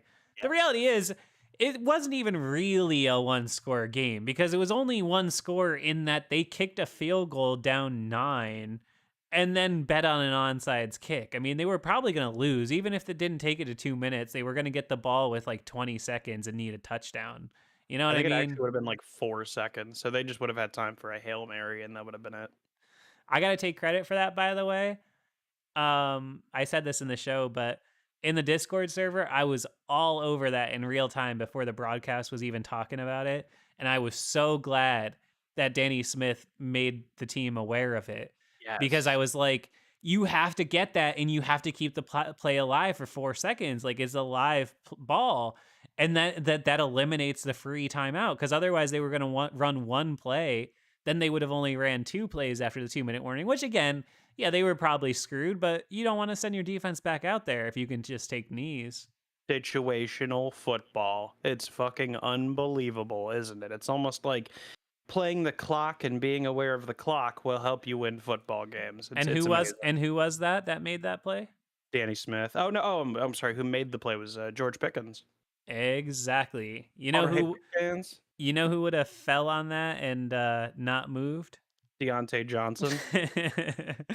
And that's if he wouldn't have fucking dropped it. Boy, not to shift away from the defense. Quick shout out. Can we talk about quick, Deontay? Yeah. We're gonna do Diontae. But just to shift quick, I just before we get off the defense, I give them credit to the practice squad guys that they brought in. That guy wearing Jaylen Samuels jersey, Michael Walker, I think it is, has been great. And I loved Trenton Thompson last week, and this week he obviously made the game-changing 5-star play of the game. So credit to him. They brought in guys to replace injured Steelers, and they've been really good. Okay, here actually, I got one more for you before we get on about Diontae, because I don't know the next time that we're actually gonna bring up Jaylen Samuels. So I want to give you a hot take, and then you can either roll with it into something else, or we can go on and talk about Diontae. Okay. But I think that Jaylen Samuels was a huge missed opportunity. Like, I'm not calling the guy a superstar. He wasn't. He was never going to be like a first round talent necessarily. But man, if you would have put him in the hands of a really good play caller who knew what the hell they were doing, that dude could run, he could block, he could catch, he could route run, and he was also a halfway decent screen target whenever they moved whenever he would do the 3 receiver sets and they had him go behind like 2 of the receivers as lead blockers. Like, he was a dude that actually was like way. I remember Steve, one of the first videos that for those that don't remember, one of the first videos he ever put on this channel was called the Samuels Swiss Army Knife, where it just shows all the fucking versatility that guy had. So just wanted to give a shout out to my dude Jay Slash, because I think in a different reality, I think he would have been a much more definitive playmaker for the Steelers. Yeah, and I can appreciate that. I would just say to that, I've always fallen in love with players like that. But the reality is sometimes they're just a guy. And I think he just was just a guy. I think, you look at guys that he reminded me a little bit of, I don't even know if anybody will remember Baron Batch. He was better than Baron Batch, though. Yeah, but still, he was like the guy in camp that you like heard about, and you're like, oh, he's going to be like the third down guy. And I follow him, actually. He's turned into a really amazing artist who still works out of Pittsburgh. He's like really amazing. He's really got serious artwork.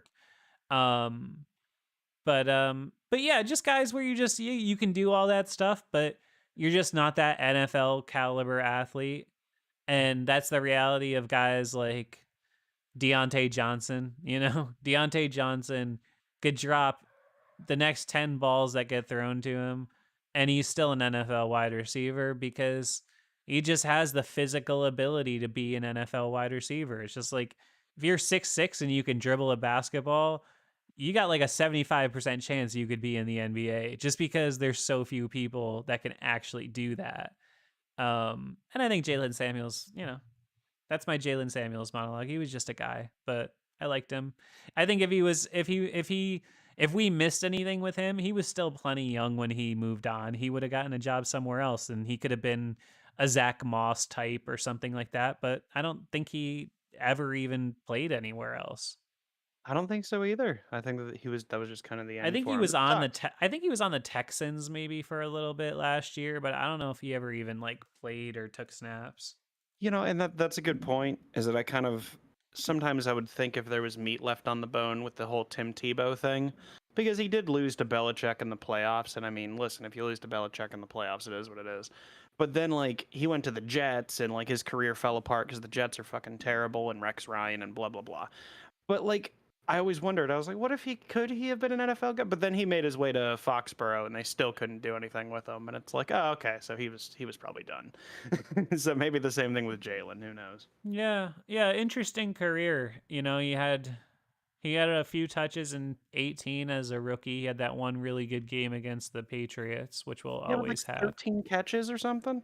Yeah, he had a bunch on the ground in that game. It was like a great game. And that's like he showed a bit of like what I thought he could have been. Maybe not consistently, but he just I don't know. Like this is obviously a ridiculous comparison because this guy's a way better player than Jaylen Samuels. But Julian Edelman, do you get what I see what you're saying. But yeah, that game against the Patriots, he had 19 carries for 142 yards, and 2 catches for 30 yards.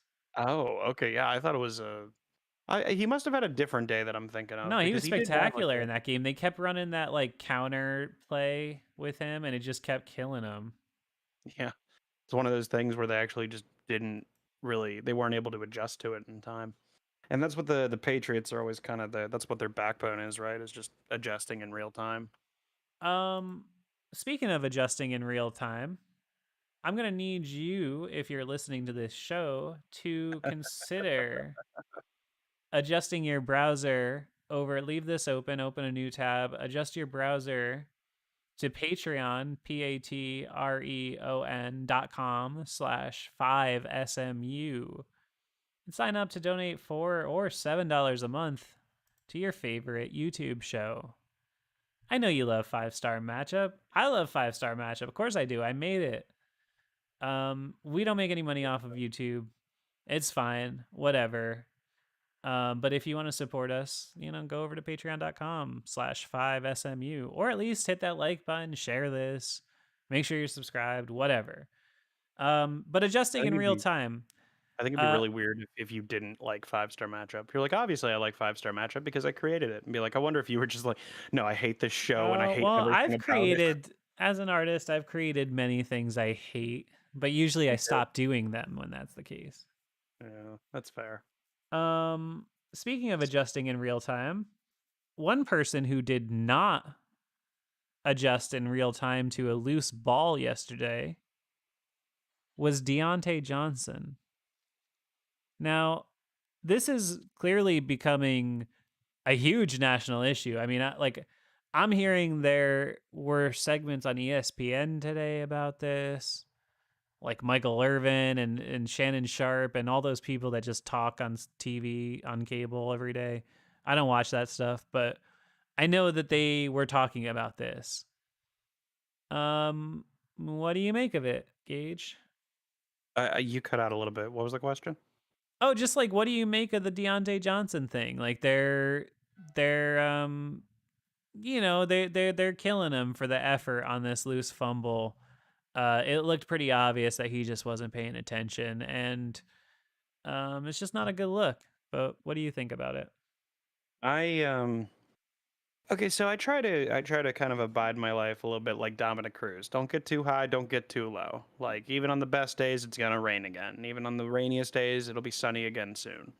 So I mean, after one particular game, I hate saying like this guy just is bad or this guy's amazing. And I mean, I just mentioned that earlier about Kenny Pickett, about how it was only 16 points, but I thought he showed real improvement, so I don't really care.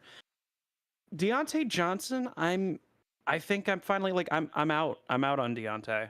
Like, and it's not that I don't think he's a good player, because obviously I do. Here is how good I think Diontae is or can be. I think he is capable of being in the similar vein of Antonio Brown. And I think that if you don't think that, I think that all you have to do is just go, I'm not even a numbers guy. Everyone knows that. But like he has like one of the highest separation rates in the entire NFL, like over a lot of the best receivers in the NFL that you wouldn't expect him to be technically better than. But he's a head case, you know, a bit of a hothead, and he has a lot of I don't know if they're concentration drops because I'm not that knowledgeable on the NFL or what kind of drops they are by technicality. But at the end of the day, he can't get his fucking feet down. He throws tantrums like a fucking baby on the sideline, and it's very frustrating to me to watch. It's another case of, oh hey, look, we have another wide receiver who throws tantrums about not getting the ball enough. Great. Haven't seen this one a fucking billion times before. I don't know how many years Diontae has left on his deal, but I will be whenever he's gone, I won't really miss him very much. I'll be honest with you. Yeah, I think that next year would be the last year of the deal he signed. I think they could get out of it if they cut him or traded him, but I don't think they're gonna do that. But I agree. It's just, you know, I made a video a couple years ago called "The Duality of Diontae," and I stand by everything I said in that video. People said I was being harsh. I want to support the guy. I love wide receivers, but man, I just think he is what people accused like Juju of being whenever Yeah. AB left and everybody was like, he's not a wide receiver one. And like, I think Deontay is just not a wide receiver one. No, You he's can not. be good at a lot of things and you can be great at your separation, but the reality is if he was as good as Antonio Brown, he'd be scoring touchdowns if Duck Hodges was throwing him the ball. Yeah. Like he just would be. It's just the reality. There's just enough with him where it doesn't connect. And he had the 1 year with Ben, I guess the 2 years with Ben, where, you know, he produced because Ben just said, you're going to run up there and you're going to do a 5-yard in and I'm going to throw you the ball. And then he did it. Like, you know, that's great. But is he ultimately a guy that anybody is really planning for? Is he really a guy that any opposing defensive coordinator is scared of? Not really. You know, they'll give him his 5 to 7. Yeah, but he's just not consistently enough to you know, he's just not consistently enough doing it to really impact the game anywhere near an $18 million a year level. I mean, that's just a fact. Yeah, they gave him. You know how a lot of guys get prove it deals. He got a "we believe in you" deal. Yeah, no, and I would say he deserved it because he did put up the numbers with Ben. It was still, I thought it was a reasonable contract. It wasn't overvalued, and they didn't really have any other options anyway. But I just never thought he was gonna be. I was never convinced that he was gonna be a high tier wide receiver one. Like, think about it. When's the last time we had a wide receiver one that you would, like, honestly, if you were seriously being serious with yourself, that you would be embarrassed if you were talking in public and you tried to make the case that he was like a top 5 or 6 guy in the league? No one in the national conversation, no one in the world is going to be like, oh yeah, Deontay Johnson's one of the 7 best wide receivers in the world. It's just not. No. It's just not the case. Is he is he even a top 20 wide receiver? I think the Rams might have 2 wide receivers better than Deontay Johnson. Yeah. I think that Diontae, I think if you called him the 20th best receiver in the league, I wouldn't really argue with you. Yeah, but you might be able to damn well make an argument that there's 5 or 6 more that are better than him. At least. Including George Pickens. At least. Including George Pickens. In my opinion, he's better than Diontae already. Like, I just, at some point, you just have to look at the totality of it and say, since he signed that contract, he's got 1 touchdown. Yep. And say whatever you want about Mitchell Trubisky and Kenny Pickett. That's the reality. And I don't remember every single one of them, but I do know there was at least 1 or 2 that he dropped that would have been touchdowns. A couple more that he didn't drop but couldn't get his fucking feet in bounds. Yeah. He has some of the best route running in the entire league, and ironically has some of the worst feet in the entire league. Hey, when have you ever heard that about a wide receiver ever in your entire existence? Because I haven't. And you just never have. The bottom line, I'm not trying to be negative and end this on a negative point because this is a happy day. The offense looked better. But I'm just being honest. Like, I think Steelers Nation is reaching a boiling point with this, and I think there's been a lot of rose-colored glasses at times. But the reality is, I think Diontae sadly falls in that position of, if you, okay, go to like a 2009 Steelers Packers. It's 7 seconds left. You got 1 play. Kenny Pickett's going to scramble around, and he lofts it up to the end zone. And you have your choice. Do you want the guy standing under it to be number 14 or number 18? You want your number 1 receiver, George Pickens. Exactly. And that, at the end of the day, is all there is to it. I don't care if you aren't, if you aren't as good of a route runner. I don't care if you're not as fast. Whatever. All I know is the guy that you believe the most in is the guy. And you all know, every single one of you, if it was a Hail Mary and somehow he broke free and you saw that it was Deontay Johnson, goddamn well in your mind you're going to be sitting there going, oh my God, oh my God, oh my God, oh my God, oh my God. Because you just know there's a decent chance he might drop it. And that's not to hate on a guy who's, having a rough 24 hours in the media. I've tried to be supportive of Diontae. But yeah, man, and that fumble yesterday, I thought he caught the touchdown. To me, he got 3 feet down. You don't have to survive the ground anymore. That should have been an obvious challenge. Auto challenge. First half, who cares? Challenge it. It's a touchdown if you get it. Challenge it. Mike Tomlin's the worst situational coach in the league. He's terrible at challenges, and he needs to hire me. $149,000 a year. I'll be a video assistant. I'll be in his ear. I saw that in real time. That's a catch. I knew immediately. Don't tell me you didn't see replays. I saw it in real time. It was a touchdown. $149,000 a year. I'll do it. To Jackie in the chat, who says that DJ only has 1 drop this year, that's all he's credited for. But at the same time, he has like 4. I should have had my feet down. But it's just not it's just the way it feels, though, Jackie. It's just sometimes it's just about making a fucking play, and George Pickens makes plays. And doesn't run backwards. I am reminded with Deontay Johnson. You guys know I'm always quoting my late great Uncle John. I remember having this conversation with him a long time ago about why the Thunder were never winning anything with Russell Westbrook. And he was like, some guys, you could have all the talent in the world and they're just not winners. And I think Deontay Johnson is like that. I just think Deontay Johnson is just I don't think he pushes the needle. It doesn't matter what the cumulative results are. I just don't think he really pushes the needle that much. I thought, if you want to be direct comparison, say his knees are shot and say he's not worth the contract he's on in New England right now. But God's honest truth, that playoff run and Super Bowl, Juju had more of an impact for the Chiefs than Deontay Johnson has ever had for the Steelers in any meaningful string of games. And that's just reality. It's just the case. It's just the truth.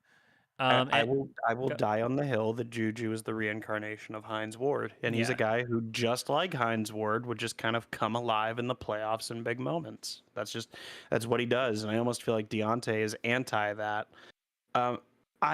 no joke, when I saw Diontae in real time, like when he just walked away from that fumble, I know he didn't directly see it, but I don't give a shit. His effort and his attitude are driving me fucking crazy. I literally had a flashback to Johnny Manziel doing that exact same thing. Do you know the play that I'm talking about with Manziel, where he just gave up and walked to the side? I'm Dude, not I saying don't know how he didn't see it though. How did he not see it? I don't It's know. right in front of him. I mean, the video is bad, dude. It's right in front of him. And then even if you didn't see it, what about all the guys running away from you? He doesn't care. He doesn't care. He never even started. He never even started to move. And he was the fastest guy out there. They're lucky. They are lucky that Connor Hayward was on the field, because he made an awesome tackle. He dropped that dude. He looked like Goldberg giving him a spear. But thank God there was a Hayward back there, because that was much needed. If that guy returns that to the house, that game might not go as well as it did. Yeah, I mean, like, that's the thing, is that whenever you play, you and I have talked about it both in separate videos, where it's like when you let teams hang around, or when you're constantly playing within one score, they're not far from changing the game. No, a backup, that's the thing, a backup quarterback, any quarterback that makes it to the NFL can put together one drive. That's the reality. Any of them can do it once in a game. It can happen. But when you make them have to do it 3 or 4 or 5 times in a game, it's not likely to happen. I just think that Tomlin likes kind of playing the games on a razor's edge, and it's funny because he's usually pretty good at it, you know. But then whenever you get into games where, like, the Steelers can't get into shootouts, like I literally don't think they're capable of it right now. Maybe now with Mike Sullivan and Eddie Faulkner like taking the reins, maybe that's a little more plausible now. We saw that the offense, like the passing game, like showed actual signs of life. You know, it got to the point where when we got to third down, I was like, we're gonna actually get this third down, aren't we? And that's a feeling I just haven't had in quite some time. It'll be interesting. What? Not to interrupt, but I see couple comments here. Bicycle stardom led to TikTok stardom, and he passed the bad juju to Claypool and Connor. That wasn't the one I was going to read. Where was it? Pickens is definitely better than DJ, but unfortunately he also has a tendency for drama on the sideline and social media, same as DJ. Yeah. No, but I just wanted to address that, though, because I think this idea that social media impacts sports teams is kind of silly. Everyone does it. It's kind of silly. It doesn't matter. That's what I said when this happened with Pickens. Who gives a shit that he deleted Steelers stuff off his Instagram? I'm going to make fun of him for it because he's lying and acting like a child when he goes and does it and then is like, oh, I was just doing that. Like, dude, it's fine. I know what you were doing, but don't, like, lie to my face. Like, you know, you know, you're 23 years old. Like, I'm sorry, you're not finished. Like, your brain isn't finished growing yet. Like, I know it's not your fault, but at the same time, like, I know what you were doing. But it doesn't matter. It doesn't matter. Ask yourself, in all those years, Le'Veon Bell, Antonio Brown, Ben Roethlisberger on the radio, Vince Williams on Twitter, all these people, all this stuff that went on in the 2010s with the Pittsburgh Steelers that everybody says were so full of drama. When did it ever really matter? Like, when did it ever really affect what happened on the field? It didn't. When AB threw the cooler around and whatnot, but that was about it. Yeah, I guess. But did that affect anything? I mean, it might have. I don't really remember that game, but that's really the only example that I can give you. So that shows that it really wasn't a big problem on the field. I think that Mike T really does take that. Oh man, that one time when AB, come to think of it, if as a sidetrack, but like when AB filmed Mike like saying all those bad things about Patriots, which like that's honestly that was just locker room shit. That was just whatever. Yeah. Like, come on, like don't film it. Like, what the fuck's the matter with you? Well, but I mean, of stupid, course, that looks like child's play now compared to the horrible things AB's done since then. I do have to ask you a question, though, that has nothing to do with anything. Sure. But Jackie's asking it, and I want to make sure we get to this question because it's too perfect. Whose spear is better, Goldberg or Edge? Oh, and to me, it's not even close. It's Goldberg, right? Oh, for me, it's Edge. Really? Yeah, easily. Really? Yeah, Edge's is way better. The whole moment of it and everything, yeah. Look, the moment is better, the presentation is better, but come on, Edge, it looks like he's hugging people and taking them to the ground. Come on. Nah, Goldberg looks like he's killing people out there. your perception of is skewed because Edge has been, back and old for a while now. But No, I would say prime the second half of Edge, 2010. 2002, 2003, Spear. Hello. The only thing you even need to consider in this whole scenario, okay? Which of them has ever done the spear from the top of a ladder to a guy hanging from the belts? That was great. Because unless your answer is Goldberg, the answer is Edge. I see your point. I love the spear from the ladder. The spear from the ladder It's was sick. great. It's an iconic moment of my childhood. And every time I see Jeff do it, like every time I see that replay of Jeff just taking that spear, I'm like, insane. Oh my god. No, it's insane. We've gone an hour and 45 minutes on the air, and we haven't even addressed CM Punk returning to WWE. Yeah, how about that? I can just feel people tuning out every time wrestling comes up. So far they haven't. We're still at our steady like 45 viewers. So. Yeah, pretty bizarre. I mean, it kind of seemed like it was gonna happen. So I'm not really very surprised. Vince doesn't seem to really be doing anything hands-on anymore. Although it seemed like Triple H and Punk were the ones who had problem more than Vince and Punk. But yeah, I don't know. When I heard that he went back to WWE like 6 months, 8 months ago, whenever he was on suspension from AEW, and he like cleared the air with Miz and Triple H, and there were a couple more, which I never thought that Punk and Miz like had any like major issues anyway.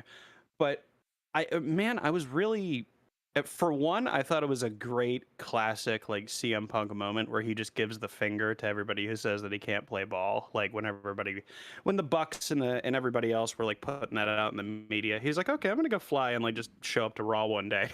Yeah, which was great. Man, that was fun. A hell of a moment. I mean, Punk's had 4 returns in the last 2 years, and all of them have been like ear-shattering moments. Like it's been cool. The dude knows how to make a moment. There's no doubt about that. Yeah, the dude's still a great storyteller. Some people are certainly just provocative, and that's the reality. CM Punk is just a provocative guy, and that's why he's good at pro wrestling.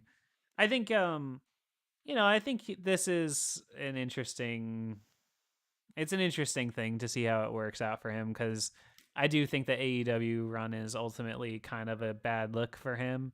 But I also think it's starting to look like AEW is kind of like, clown show.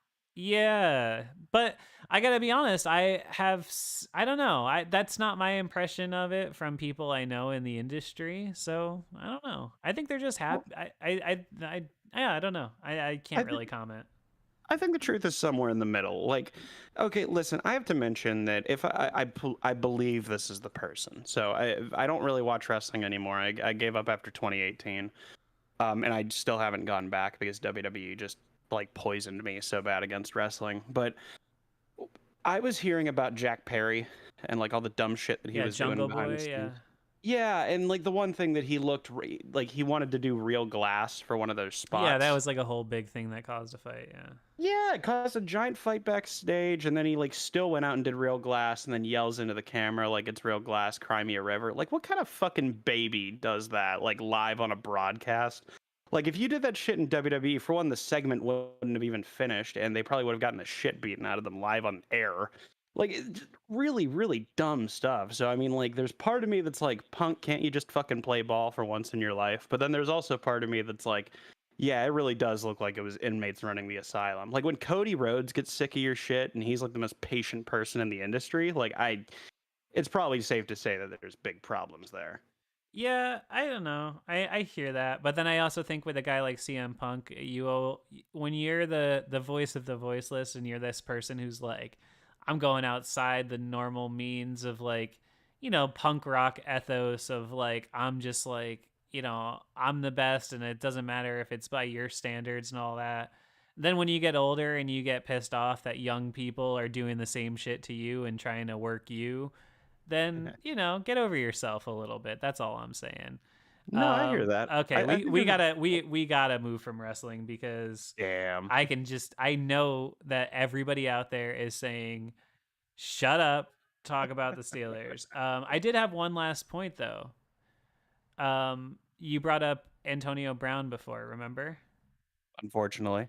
Um, yeah, he. Do you know the last game he played with the Pittsburgh Steelers? Uh, well, the last game he specifically played, I remember that he left and like just kind of abandoned the team during their Mm-hmm. Week 17 game at the Browns. So Week 16 of that year, no, I don't know who they played. The last time Antonio Brown played for the Pittsburgh Steelers, it was December 23rd, 2018, against the New Orleans Saints, which coincidentally was the last time that the Steelers offense put up more yards than they did yesterday. And that was the Juju fumble game, right? It was indeed, but I was trying to leave the people on a positive note, Gage.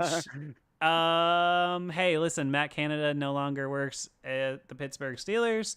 Life is good. The Steelers are 7-4. We're moving on to the Arizona Cardinals. Gage, what do you want to tell the folks before we get out of here? Oh man, I'm excited. It's definitely it was the Steelers' first firing of a coach since 1941. I mean, that's just so mind blowing to me. And I think it was definitely because they lost the players, they lost the locker. Matt Canada, I should say, lost the locker room. So it's going to be interesting to see the way the rest of the season plays out. And so I'll have likely 2 videos for you coming out this week where I have one that's coming out. I was going to mention this later, but honestly, who gives a shit? I'll just do it now. But one where it's going to be about Matt Canada and kind of him getting fired and why his offense was different in college than the NFL, and et cetera, et cetera. Then the other one that I think is likely is going to be a game that I'm calling Vic and the Wildcat, and I won't say anything past that. So look out for those 2 things. Also follow me on Twitter, follow me on Instagram at Gage Ryan Video, and here we go. Awesome. We love to hear it. Yeah, for me, just want to say thanks for the awesome reception of this week's episode. I felt particularly good about it. I loved the way that it came out. I loved the thumbnail and everything, and yeah, it's already well over 12,000 views today, hanging strong still. And I just want you guys out there to know that the channel continues to grow faster this year than it ever has before.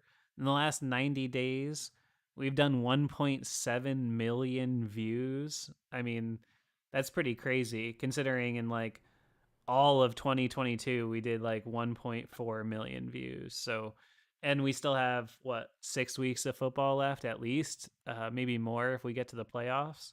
And we So will.